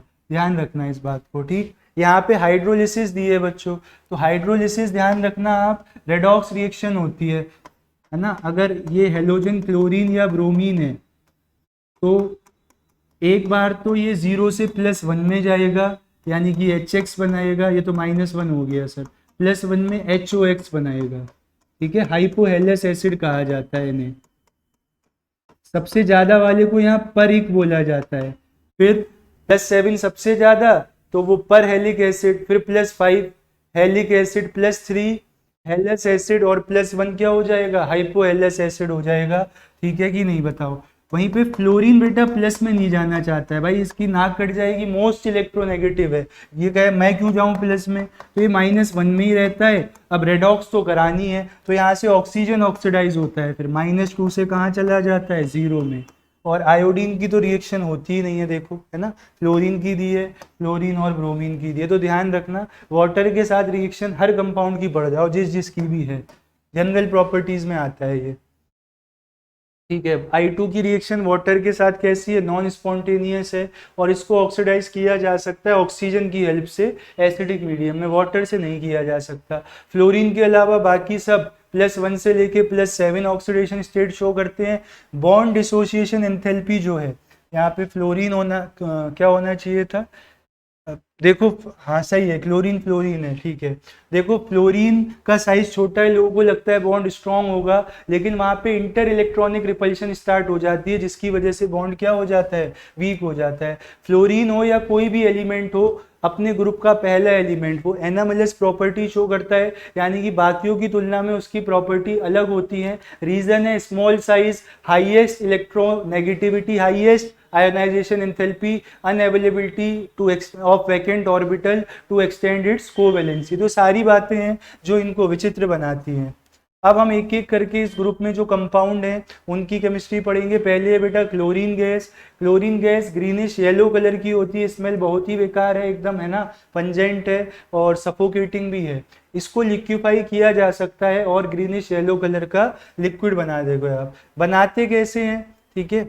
बनाने के लिए अगर मैं लेबोरेटरी मेथड की बात करूं तो यहाँ पे एक निमोनिक है बेटा, पीएम की डीपी पे, डीएम लिख दिया है, डीएम करो, पीएम की डीपी पे HCl गिराया, ठीक है, HCl गिराया और कोहराम मच गया, ठीक है, और कोहराम मच गया। कैपिटल लेटर्स का यहाँ पे रोल है बच्चों। PM बोले तो पोटेशियम पर मैंगनेट है ना, KMnO4। M बोले तो मैंगनीज का ऑक्साइड है। D बोले तो डाइक्रोमेट है, K2Cr2O7 है ना। और P है तो लेड का कोई ऑक्साइड होगा। चलो यहाँ पे सब पे क्या ऐड कर रहे हैं, HCl ऐड कर रहे हैं, सब पे HCl ऐड करना है। क्या बनेगा, C से Cl2 बनेगा बेटा, H से H2O बनेगा और M से मेटल का हेलाइड बनेगा, जैसे यहाँ पे KCl बन जाएगा और MnCl2 बन जाएगा। बताओ बात समझ आ रही है नहीं आ रही है। यहाँ पे भी Cl2 बनेगा, H2O बनेगा, MnCl2 बन जाएगा। यहाँ पे भी Cl2 बनेगा, H2O बनेगा और पोटेशियम का क्लोराइड KCl, क्रोमियम का CrCl3, कॉमन ऑक्सीडेशन स्टेट +3 होती है। लेड से भी Cl2 H2O और लेड का क्लोराइड बन जाएगा। ठीक है, तो ये लेबोरेटरी मेथड है क्योंकि ये चीज़ें आपको लैब में मिल जाती है। चलो जी आगे बढ़ते हैं। डीकन्स प्रोसेस है बच्चों, कॉमर्शियल मेथड है। यहाँ पे इसमें क्या है, कैटलिस्ट का नाम ध्यान कर लो आप, Cu2Cl2 as a catalyst use होता है बच्चों। ठीक है, ये आप ध्यान रखना। इलेक्ट्रोलिटिक प्रोसेस है तो यहाँ पे आप इलेक्ट्रोलिसिस कर सकते हो, इलेक्ट्रोलिसिस ऑफ एक्वस NaCl। ठीक है, तो जिससे होगा क्या बेटा, पॉजिटिवली चार्ज एनोड होता है तो एनोड पे क्लोरीन का जो है वो ऑक्सीडेशन हो जाएगा और ये Cl2 इवॉल्व करेगा। ये भी हमसे आज पूछा गया था है ना, ओवर पोटेंशियल के कारण मैम ने बताया हमें, हम कहे डिस्चार्ज, प्रेफरेंशियल डिस्चार्ज। तो ये दो तरीके हैं जिनसे आप इंडस्ट्री में इसको बना सकते हो। ठीक, केमिकल रिएक्शन और एलिमेंट्स के साथ कंबाइन कर लेता है क्लोरीन, जैसे H2Cl2 है ना, HCl बना लेगा। इस तरीके से एलिमेंट्स के साथ कंबाइन कर लेता है। P4Cl2 है तो डिपेंड करता है कितना है भाई, है ना। अगर कम है तो PCl3 और ज़्यादा है तो PCl5 भी बना देता है। इनकी मेथड ऑफ प्रिपरेशन में पढ़ाया था मैंने, PCl3 और PCl5 की।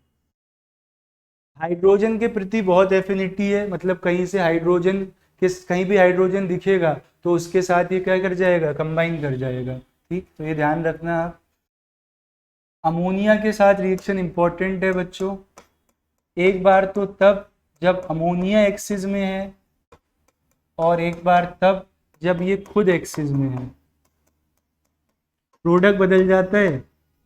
यहाँ का प्रोडक्ट तो मैं आपको बता भी सकता हूँ, बता वहाँ क्या भी सकता हूँ, लेकिन आपको तो याद ही रखना है। नाइट्रोजन हाइड्रोजन बॉन्ड में बॉन्ड का क्लीवेज करो, देखो नाइट्रोजन पे पार्शियल नेगेटिव, हाइड्रोजन पे पॉजिटिव, और क्लोरीन तो दोनों ही अभी एक पॉजिटिव एक नेगेटिव, तो ऐसे कर करके बेटा NCl3 बनेगा यहाँ से और साथ में 3 मॉलिक्यूल HCl के बनेंगे। और अगर NH3 एक्सिस में है तो ये दूसरे, मतलब ये बेस होते हैं तो ये दूसरे अमोनिया से H+ पकड़ लाएंगे, खुद बन जाएंगे NH4+, और यहाँ Cl के साथ कंबाइन करके NH4Cl यानी कि अमोनियम क्लोराइड, और आखिर में सारे H निकल जाएंगे, N बचेगा तो वो आपस में बॉन्ड बना लेंगे और N2 गैस इवॉल्व होगी। देख लो, यहाँ से याद करने के अपने तरीके आपको बनाने पड़ेंगे, आज नहीं तो कल, है ना। करना तो पड़ेगा इस काम को अगर सब्जेक्ट को आपको आगे ले जाना है। नहीं ले जाना है, ये एग्जाम वही लोग तो दे रहे हैं जो BSc करेंगे, तो भाई उन्हें ये पढ़ना पड़ेगा, फिर दिक्कत आएगी, फिर पेट में दर्द होगा तुम्हारे, तो अभी पढ़ लो, ये भी इंपॉर्टेंट है, बता जा रहा हूँ बेटा। देखो एल्कली के साथ रिएक्शन, अगर कोल्ड एंड डाइल्यूट है ना तो कम ऑक्सीडेशन स्टेट वाला बनता है, अगर हॉट एंड कंसंट्रेटेड है तो ज़्यादा ऑक्सीडेशन स्टेट वाला बनता है। क्या कह रहे हो सर, ऐसे समझ नहीं आ रहा है? लो बेटा अभी समझ आएगा, देखना जरा। NaCl तो बनेगा ही, तो यहाँ से Na पॉजिटिव Cl नेगेटिव। जो दूसरा प्रोडक्ट है बच्चों वो देखने लायक है, सोडियम ऑक्सीक्लोराइड कह दो, या सोडियम आप हाइपोक्लोरस होता था ना, तो सोडियम हाइपोक्लोराइड भी कह सकते हो इसको। यहाँ देखो क्लोरीन +1 में गया है, NaCl यहाँ भी सेम रहेगा, बट अब जो क्लोरीन जाएगा बच्चों वो +5 में जाएगा हॉट एंड कंसंट्रेटेड के साथ, तो यहाँ जो प्रोडक्ट बनता है उसका नाम हो जाता है, ये क्लोरिक एसिड है, तो यहाँ से क्लोराइड बन जाएगा, तो ये सोडियम क्लोराइड बना है बच्चों, ध्यान रखना। ये और पिछली वाली एक रिएक्शन आ सकती है अगर ग्रुप 17 से रिएक्शन आएगी तो। जेई तक में आती है यार, तुम्हारा तो हलवा पेपर आएगा। Reaction with slaked lime, slaked lime क्या होता है बच्चों? कैल्शियम हाइड्रो ऑक्साइड का एक्वस सॉल्यूशन होता है। इसमें Cl2 पास करोगे तो यहाँ से कैल्शियम ऑक्सी क्लोराइड बन जाएगा बच्चों, ठीक है। ये ब्लीचिंग पाउडर का कॉन्स्टिट्यूएंट होता है, ठीक है, ब्लीचिंग पाउडर में यूज होता है कैल्शियम ऑक्सी क्लोराइड। हाइड्रोकार्बन्स के साथ ये सब्स्टिट्यूशन करा देते हैं, है ना। हीट और लाइट की प्रेजेंस में सब्स्टिट्यूशन होगा, एक H हटेगा, Cl आ जाएगा, और ये प्रोसेस बेटा बार बार चलेगा। अगर Cl2 एक्सिस में हुआ है ना, ये प्रोसेस चलते रहेगा। ऑर्गेनिक की रिएक्शन है हेलो एल्केन्स वाले चैप्टर की। ऑक्सीडाइजिंग प्रॉपर्टीज, ऑक्सीडाइजिंग प्रॉपर्टीज देखो, Cl2 जो है, ठीक है, ये ऑक्सीडेशन भी कराता है। जैसे आपने इसे वाटर में ऐड किया था तो यहाँ से क्या बन रहा था आपके पास? HCl बन रहा था और HOCl बन रहा था, ठीक। तो आगे चल के आप देखोगे कि यहाँ से नेसेंट ऑक्सीजन रिलीज होगा, और वही नेसेंट ऑक्सीजन जो है, या मैं कहूँ नेसेंट क्लोरीन, ऑक्सीडेशन में क्या करेगा? हेल्प करेगा, ठीक है। तो Cl2 भी ऑक्सीडेशन का काम करता है। ब्लीचिंग एक्शन भी इसका ऑक्सीडेशन की वजह से ही होगा, और वो परमानेंट होगा, ठीक है। क्लोरीन के यूजेस देख लो बेटा, ब्लीचिंग के लिए यूज होता है ना, और टेक्सटाइल इंडस्ट्री में यूज होता है। गोल्ड और प्लेटिनम के एक्सट्रैक्शन में भी इसको यूज़ किया जाता है। डाइस की मैन्युफैक्चरिंग में, ड्रग्स में, ऑर्गेनिक कंपाउंड जैसे कार्बन टेट्राक्लोराइड है, क्लोरोफॉर्म है, DTT है, और एज अ रेफ्रिजरेंट भी यूज़ किया जाता है। स्विमिंग पूल्स में, है ना, ऐड कर दिया जाता है वाटर को क्लीन करने के लिए। पॉइजनस गैसेज जैसे कि फॉस्जीन, COCl2 ये बनाई जाती है। टीयर गैस, अब इनमें से पूछ सकते हैं आपसे, टीयर गैस का फॉर्मूला CCl3NO2, मस्टर्ड गैस, ठीक है। तो रेक्टाफिकेशन वाली चीज़ें हैं, हम तो कॉन्सेप्ट आपको समझा सकते हैं। इसके बाद है हाइड्रोजन क्लोराइड। ये क्या है बच्चों? HCl, आपको पता ही है HCl जो लैब में रखा रहता है वो एक्चुअली गैसियस फॉर्म में आता है, उसका सोल्यूशन बनाया जाता है। तो ये कलरलेस है और पंजेंट स्मेलिंग होती है, लिक्विफाई करके इसको आप लेबोरेटरीज में यूज़ करते हो। बनाएंगे कैसे सर इसको? बनाने के लिए क्या करना है यार, आप एक सॉल्ट ले लो NaCl वाला, और कोई एसिड ले लो H2SO4। तो यहाँ से ये क्या होगा? HCl और NaHSO4 बनेगा। अगर एक ही H+ निकला है तो दोबारा से जो NaCl बचा होगा वो फिर इनके साथ रिएक्ट कर जाएगा, ठीक, NaHSO4 के साथ, और वापस से यहाँ से HCl और अब Na2SO4 बनेगा। तो ये एसिडिक सॉल्ट कहलाते हैं जब H+ बचा रह जाए, सारे H+ ना निकले, और ये कॉमन सॉल्ट कहलाते हैं जैसे आप बनाते हो, ठीक। चलो, केमिकल रिएक्शन इनका एसिडिक नेचर, HCl है भाई, है ना, पानी में ऐड करोगे तो H+ आयंस रिलीज करेगा, तो इसलिए इसका एसिडिक नेचर है। साथ ही साथ इसको जब इसके 3 पार्ट और HNO3 का 1 पार्ट अगर आप मिक्स करते हो तो ये सॉल्यूशन जो है नोबल मेटल्स को डिसॉल्व करने के लिए यूज होता है। इसको कहा जाता है एक्वा रिजिया, ठीक है। गोल्ड सिल्वर इनको डिसॉल्व करने के लिए यूज होता है। मेटल्स के साथ अगर मैं रिएक्शन की बात करूं, मेटल्स की रिएक्शन HCl के साथ, तो आप जानते ही हो, बचपन से आप पढ़ते आ रहे हो बेटा, जो मेटल्स अबव हाइड्रोजन है वो HCl के साथ रिएक्ट करने पे मेटल का क्लोराइड देंगे, और साथ में हाइड्रोजन गैस क्या हो जाएगी? इवॉल्व हो जाएगी, बट वही जो क्या है, H से ऊपर है रिएक्टिविटी सीरीज में। इंटर हेलोजन कंपाउंड्स, ये वो कंपाउंड्स होते हैं जिसमें 2 हेलोजन आपस में बॉन्डिंग कर लेते हैं, अलग अलग होने चाहिए।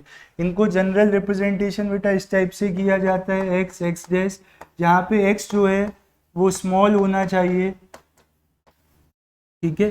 X को स्मॉल रखे, क्या नहीं, X का साइज तो ज़्यादा होना चाहिए, तभी तो एकोमोडेट कर पाएगा उनको।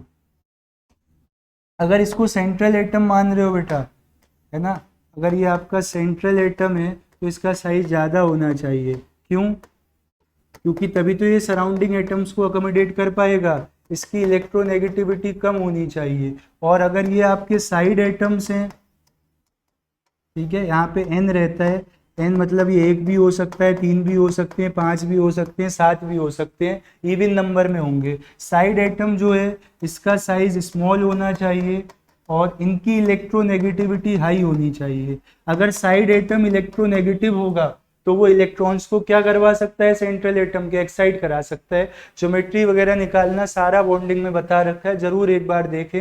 एक question safe geometry lone pair का पक्का है, तो वो अलग अलग हो जाएंगे। एक्स एक्स डैश 3 हेलोजन के पास 7 वैलेंस इलेक्ट्रॉन होते हैं और दूसरे हेलोजन को ही 1 इलेक्ट्रॉन चाहिए होता है, तो उनके बेसिस पे आप निकाल सकते हो इसको ज्योमेट्री वगैरह। इंटर हेलोजन कंपाउंड्स अपने पेरेंट हेलोजन से ज़्यादा रिएक्टिव होते हैं, क्योंकि जब दो अलग अलग हेलोजन है तो उनके बीच में बॉन्ड स्ट्रेंथ कम होगी, बॉन्ड जल्दी ब्रेक हो जाएगा और रिएक्ट कर जाएगा। हेलोजेंस के ऑक्सो एसिड में मैंने आपको बताया था, अगर वो मैक्सिमम में बैठा है बेटा तो उसके नाम के आगे पर भी लगेगा और इक भी लगेगा। अगर मैक्सिमम से 2 कम हो गया तो फिर ये हो जाएगा इक एसिड। 4 कम हो गया, मैक्सिमम से 4 कम हो गया तो ये हो जाएगा अस एसिड। ऐसी 6 कम हो गया तो ये हो जाएगा हाइपोअस एसिड। ध्यान रखना बच्चों, औरों से थोड़ा अलग है इसका नामकरण, ठीक है कि नहीं? ठीक है सर। फ्लोरीन केवल एक ही बनाएगा ऑक्सो एसिड, क्योंकि वो +1 में रहना पसंद नहीं करता है, मतलब प्लस ऑक्सीडेशन स्टेट्स नहीं दिखाता है। चलो, एसिडिक नेचर कैसे कंपेयर करना है भैया? तो एसिडिक स्ट्रेंथ जो होती है डायरेक्टली प्रोपोर्शनल होती है पॉजिटिव ऑक्सीडेशन स्टेट के। अगर ऑक्सीडेशन स्टेट सेम है तो एसिडिक स्ट्रेंथ डायरेक्टली प्रोपोर्शनल होती है इलेक्ट्रोनेगेटिविटी के। फ्लोरीन, क्लोरीन, ब्रोमीन और आयोडीन में इधर को जाते समय इलेक्ट्रोनेगेटिविटी कम हो रही है। वैसे आप ध्यान रख सकते हो, इस बात को नाम भी लिखे हुए हैं, कंपैरिजन भी करा रखा है, देख लेना इसको। ऑक्सो एसिड्स के स्ट्रक्चर हैं बच्चों, तो हेलोजन 7 बॉन्ड बनाते हैं, तो उस हिसाब से आप बॉन्डिंग करा लेना। जब बॉन्ड नहीं बन पाए तो उनको लोन पेयर की तरह रखना फिर, ठीक। जल्दी से ग्रुप 17 के क्वेश्चन देख लेते हैं एक बार। Which of the following oxo acid of chlorine is most acidic? अभी अभी बताया है बेटा, जितनी ज्यादा प्लस की ऑक्सीडेशन स्टेट उतनी ज्यादा एसिडिक स्ट्रेंथ। चेक करना +7 है, चेक करना +5 है, चेक करना +3 है, चेक करना +1 है। जितनी ज़्यादा होगी ना सर ऑक्सीडेशन स्टेट, आपने बताया था एसिडिक स्ट्रेंथ उतनी ज़्यादा होगी। सारे क्वेश्चन एग्जाम में आए हुए हैं। हाइड्रोजन हेलाइड्स का बॉइलिंग पॉइंट, तो देखो बेटा HF, HCl, HBr, HI, यहाँ पे हाइड्रोजन बॉन्डिंग होती है तो ये सबका विनर हो जाता है। और बाकी आपको पता है बॉइलिंग पॉइंट और melting point vendor wall forces पे डिपेंड करता है, जो कि डायरेक्टली डिपेंड करती है मास पे और साइज पे। तो फिर HI का साइज ज़्यादा, मास ज़्यादा, तो ये विनर हो जाएंगे। और ये ऑर्डर फॉलो होगा बच्चों, HF सबसे ज़्यादा फिर HI, HF सबसे ज़्यादा फिर HI, है ना? तो ये D ऑप्शन में दे रखा है। तो बस पहले वालों को जितवा देना, ऐसी H2O जीत जाएगा, फिर मास और साइज के बेसिस पे लगा देना। कहा था ना ये रिएक्शन इंपॉर्टेंट है, हॉट एंड कंसंट्रेटेड, तो NaClO3 बनेगा। कोल्ड एंड डाइल्यूट होता तो NaClO बनता। ऑक्सीडेशन स्टेट भी चेक कर लेना, +5 में आता है। Br2 is treated with aqueous solution of NaF, NaCl, NaI। बताओ, ब्रोमीन की रिएक्टिविटी केवल आयोडीन से ज्यादा है, तो इसी को हटा के ये I2 और NaBr बना सकता है, बाकी तो रिएक्ट ही नहीं करेगा। तो ये कह रहे हैं सेपरेटली, तो क्या लिबरेट होगा? केवल आयोडीन लिबरेट होगा, फ्लोरीन और क्लोरीन को लिबरेट करा ही नहीं सकता, क्योंकि ब्रोमीन की रिएक्टिविटी क्या है? कम है।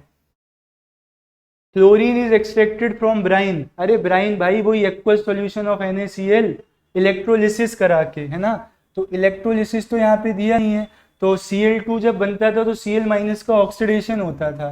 तो अगर फिर इलेक्ट्रोलिसिस नहीं दिया है तो ऑक्सीडेशन सही हो जाएगा, डिस्टिलेशन नहीं, लीचिंग नहीं, रिडक्शन नहीं। रिडक्शन से तो H2 बनता है। अब लास्ट ग्रुप है बेटा नोबल गैसेस, बहुत छोटा सा ग्रुप है, ध्यान रखना। इसमें एक ही एलिमेंट कंपाउंड बनाता है, वो है जेनॉन, और वो भी ऑक्सीजन और फ्लोरीन के साथ, क्योंकि ऑक्सीजन फ्लोरीन की इलेक्ट्रोनेगेटिविटी बहुत ज़्यादा होती है। जेनॉन के इलेक्ट्रॉन्स को अगर कोई एक्साइट करवा सकता है तो वो है फ्लोरीन और ऑक्सीजन। इसका आइडिया आया बेटा नील बार्टलेट को। इन्होंने क्या किया? इन्होंने प्लेटिनम का एक कंपाउंड लिया PtF6, है ना, और ऑक्सीजन के साथ इसकी रिएक्शन करवाई। तो इन्होंने देखा प्लेटिनम जिसका कि ऑक्सीडेशन कराना पॉसिबल नहीं है, तो मतलब और इसने क्या किया, इसका ऑक्सीजन का ही ऑक्सीडेशन करा दिया है ना, इस तरीके से कंपाउंड बना दिया O2PtF6। ये क्या होता है बच्चों, रेड कलर का एक कंपाउंड होता है। तो उन्होंने कहा यार ये चीज जब ऑक्सीजन मतलब ऑक्सीजन का वो करा सकती है ऑक्सीडेशन, है ना, जो दूसरों का ऑक्सीडेशन कराता है, तो जेनॉन के इलेक्ट्रॉन को भी यहाँ से लूज कराया जा सकता है। तो यहाँ से जेनॉन का पहला कंपाउंड बन के आया बेटा XZPtF6। ये भी रेड कलर का था, इसका क्रेडिट जाता है नील बार्टलेट को। ठीक है, तो इसलिए फ्लोरीन के साथ कंपाउंड बना पा रहा है, ध्यान रखना इस बात को। ठीक है सर, कैसे अकर करता है, नोबल गैसेस तो भाई किसी से बातचीत ही नहीं करती हैं, तो फ्री स्टेट में रहती हैं। सबसे ज्यादा अबंडेंट मतलब नेचर में पाए जाने वाली नोबल गैस आर्गन है। हीलियम नियोन आर्गन जो है वो क्या है, पानी में भी डिसॉल्व रहती है। ठीक है, चलो आगे बात करते हैं आपसे इलेक्ट्रॉनिक कन्फ्यूग्रेशन। तो फुली फिल्ड रहता है लेकिन डी ऑर्बिटल खाली है, और यहाँ से डी ऑर्बिटल तक इलेक्ट्रॉन ले जाने के लिए फ्लोरीन और ऑक्सीजन ही सक्षम है। फिजिकल और केमिकल प्रॉपर्टीज का ट्रेंड देख लो आप बेटा एक बार। आयोनाइजेशन एनर्जी इनकी हाईएस्ट होती है क्योंकि इलेक्ट्रॉन निकालना ही नहीं चाहते, इनका ऑक्टेट क्या होता है, कंप्लीट होता है। एटॉमिक साइज भी इनका सबसे ज्यादा होता है। आप कहोगे sir left to right size कम होता है, बेटा वो ग्रुप 17 तक कम होता है, क्योंकि ग्रुप 17 वाले फिर भी बॉन्ड बना लेते हैं, उनका आप कोवेलेंट रेडियस मेजर कर सकते हो। लेकिन ग्रुप 18 का वेंडर वॉल रेडियस मेजर किया जाता है, जो कि ऐसे किया जाता है जिसमें एटम दूर से बातचीत करते हैं। तो दूर से बातचीत करेंगे तो उनमें डिस्टेंस ज़्यादा होगा, डिस्टेंस ज़्यादा होगा तो उनके डिस्टेंस का हाफ भी ज़्यादा होगा, यानी कि वेंडर वॉल रेडियस क्या हो जाती है, ज़्यादा।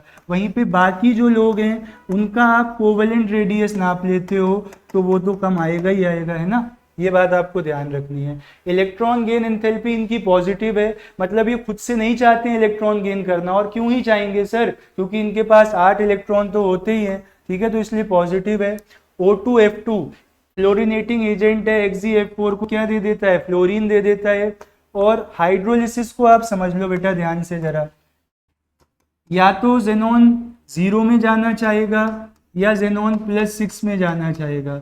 अगर +2 में है तो 0 में जाना उसके लिए आसान है, +4 में है तो दोनों जगह जाता है, 0 में भी +6 में, मतलब Xg भी बनाएगा XgO3 भी बनाएगा, और +6 में है तो +6 में ही जाना चाहेगा, XgO3 बनाएगा। ये मैं बात कर रहा हूँ हाइड्रोलिसिस में, हाइड्रोलिसिस ऑफ फ्लोराइड्स की बात कर रहा हूँ बच्चों। ठीक है कि नहीं, बताओ बात समझ आ रही है। ठीक है, अभी क्वेश्चंस में इसको क्लियर कर देंगे। ठीक, which of the following molecules have linear shape, एक बार सबका ही बना लो sir. Xenon 8 valence electron, fluorine 2 bond बनाएगा, 2 sigma 3 lone pair, TBP geometry. Lone pair जो होते हैं वो इक्वेटोरियल पे रहते हैं और फ्लोरीन जो है वो एक्सियल पे रहते हैं, लीनियर है सर, बहुत बढ़िया। XeF4 क्या हो जाएगा, स्क्वायर प्लेनर हो जाएगा। XeF6 क्या हो जाएगा, डिस्टॉर्टेड ऑक्टाहेड्रल हो जाएगा। XeO3 बना के देख लेना, ट्राइगोनल प्लेनर हो जाएगा, 3 सिग्मा बॉन्ड बनाएगा, क्योंकि ऑक्सीजन जो है सॉरी पिरामिडल हो जाएगा, क्योंकि ऑक्सीजन जो है वो डबल बॉन्ड बनाते हैं। ठीक है, इस तरीके से तो 3 सिग्मा 1 लोन पेयर, यानी कि पिरामिडल बनेगा, ट्राइगोनल प्लेनर नहीं, पिरामिडल बन जाएगा। ठीक है, तो शेप का क्वेश्चन पक्का है भाई, लिख के रख लो। Identify the one that does not exist, नीलियम कह रहा हूँ, नियॉन का कंपाउंड बनता है क्या, है नियॉन का कंपाउंड बनता है, नहीं जेनॉन के ही तो बनते हैं, फिर क्यों बना रहे हो नियॉन का। मैचिंग कर दो सर, मैचिंग, मैचिंग क्या करें भैया, XeF6 अभी बताया था आपको, 6 sigma 1 lone pair, sp3d3 distorted octahedral, XeO3 अभी बनाया था sp3 पिरामिडल। देखो दो से ही मैच हो जाएगा, ए का फर्स्ट बी का थर्ड, ए का फर्स्ट बी का थर्ड, ए में दिया हुआ है, आया हुआ है वो छुप गया है नीचे, आया हुआ ऐसा नहीं है, फर्जी क्वेश्चन नहीं कराए जाते हैं, आए हुए ही कराए जाते हैं। अरे यार ये नहीं लिख रखा है, चलो आया हुआ है लेकिन विश्वास मानो। तो ये थी कहानी बच्चों ग्रुप 18 की। तो कल 15 किया, आज 16 17 18 किया, अच्छे से कर जाना, 1 से 2 क्वेश्चन पक्का है। अब छोड़ने की तैयारी कर रहे हो तो बात अलग है, लेकिन पूरा पेपर अटेम्प्ट करना है तो 2 क्वेश्चन यहाँ से हैं और 2 लेक्चर आपको इसमें से तैयार करने हैं। अगली क्लास में हम सरफेस केमिस्ट्री के साथ मिलेंगे। धन्यवाद तब तक के लिए।